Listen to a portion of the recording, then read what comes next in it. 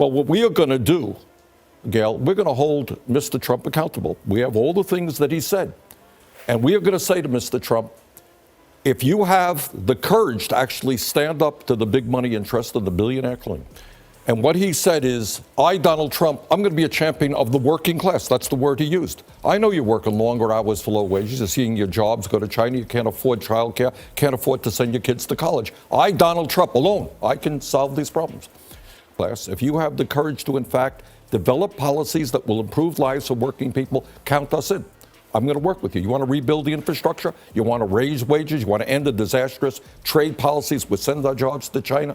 You want pay equity for women? Chickens voting for Colonel Sanders. That's how Bernie described Republicans who support Trump's power grab. When you see what Bernie exposed about Trump's plans to bypass Congress, you'll understand why this isn't just funny, it's terrifying. Trump's face turned demon red as Bernie calmly explained the Constitution to him like he was a fifth grader failing civics class. While Bernie spoke facts, Trump looked like his diaper needed changing. This confrontation reveals exactly why Trump's authoritarian dreams should keep us all up at night. Before we move on, I'd like to ask you a small favor. If you appreciate this content, please take a second to like this video and subscribe to the channel. Over 98% of you watch the videos without subscribing. It costs you nothing, but it makes a huge difference to us.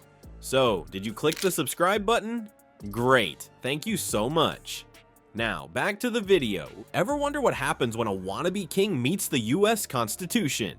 Bernie Sanders just showed us, and Trump wasn't ready for class. In a moment that will go down in political smackdown history, Bernie didn't just disagree with Trump, he gave him a full-blown civics lesson that left the former president looking like he'd been caught with his hand in America's cookie jar. While most politicians dance around Trump's power-hungry ideas like they're avoiding dog poop on a sidewalk, Bernie went straight for the jugular. He calmly explained something so basic that most fifth graders already know it. Presidents can't just bypass Congress when spending money. Revolutionary concept, right? Not to anyone who's read the Constitution, but apparently breaking news to our orange former commander-in-chief. You should have seen Trump's face during this constitutional beatdown. The man turned redder than his MAGA hat with each fact Bernie dropped. It was like watching someone slowly realize they forgot to study for the biggest test of their life. Bernie kept it simple. The power of the purse belongs to Congress, not the executive branch. But I will tell you that I think there needs to be a profound change in the way the Democratic Party does business. It is not good enough to have a liberal elite. I come from the white working class, and I am deeply humiliated. We're on your side. But are you surprised that a billionaire could connect so well when the Democrats could not? To the working It's a fair class? question. On the other hand, what you're looking at is a guy who utilized the media, manipulated the media very well. He is an entertainer. He is a professional at that. That the Democratic Party cannot talk to the people from where I came from. Therefore, do you believe that if you'd been the candidate, you would have won? Hindsight is great, Charlie. I don't know the answer to that. Maybe. Trump's expression screamed, wait, there are rules to this president thing? The contrast couldn't have been more perfect. Bernie calm and factual, speaking with the patience of a kindergarten teacher, explaining why we don't eat glue, while Trump looked like a toddler who just got told he can't have ice cream for breakfast. His face kept getting redder with each constitutional fact Bernie mentioned, like a computer trying to process an error message over and over again, but failing miserably. What made this moment truly revealing wasn't just Trump's embarrassment, it was his genuine shock. Take on the drug companies. You know, it is very easy, and this is what I fear. Very easy for a president to take on little girls who wear headscarves, who are Muslim, maybe not.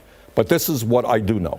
I know that that the Democratic Party has got to stand with the working people of this country, feel their pain, and take on the billionaire class, take on Wall Street, take on Latinos and minorities. A little bit harder to take on Wall Street and the drug companies and the insurance companies. And I challenge Mr. Trump. The man really couldn't comprehend that the Constitution applies to him too. It's like he thought the founding fathers included a special except for Donald clause somewhere in fine print. This is exactly why Bernie's warnings about Trump's authoritarian dreams aren't just political drama. They're a frighteningly accurate diagnosis. While Trump's confusion about basic constitutional limits was just the appetizer. Thick suggestion. Zelensky is leading a country trying to defend democracy against an authoritarian dictator, Putin, who invaded his country. Defense Department, which is the largest single budget item that we fund, which has not been able to fulfill an independent audit in the last 7 times, where there's massive waste and fraud. We should go after waste, fraud, and abuse in every agency of government. Now meet the main course of crazy. Picture this. Republicans are actually considering a budget nominee who thinks presidents can completely bypass Congress on spending. It's like hiring a babysitter who believes bedtime is just a suggestion and sugar should be a food group. At a budget committee hearing that was more uncomfortable than finding a hair in your soup, Bernie Sanders couldn't hide his complete shock that Senate Republicans might actually confirm Russell Vought.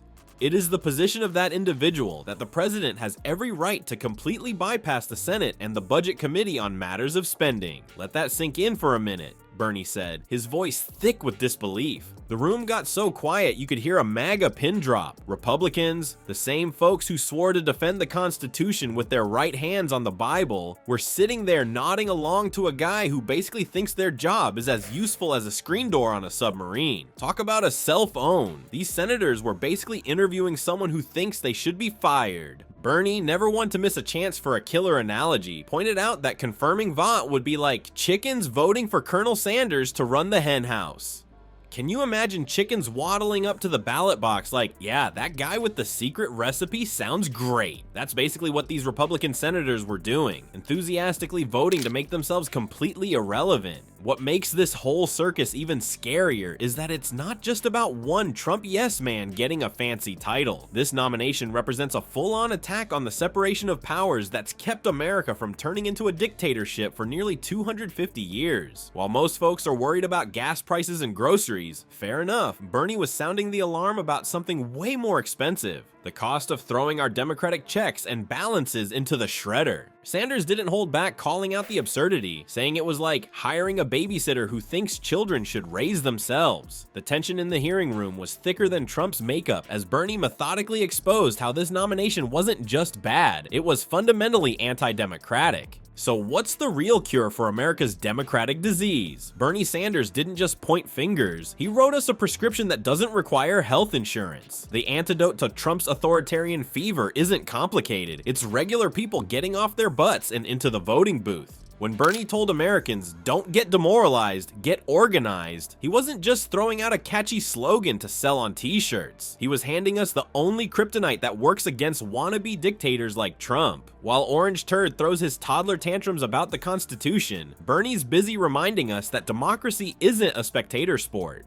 The scariest part of this horror movie isn't Trump's red face or his ridiculous hair. It's that his attacks on democracy will keep coming unless we listen to Bernie's wake-up call. Grassroots organizing isn't just for hippies and college students anymore. It's democracy's last line of defense against a guy who thinks the Constitution is just a fancy piece of paper getting in his way.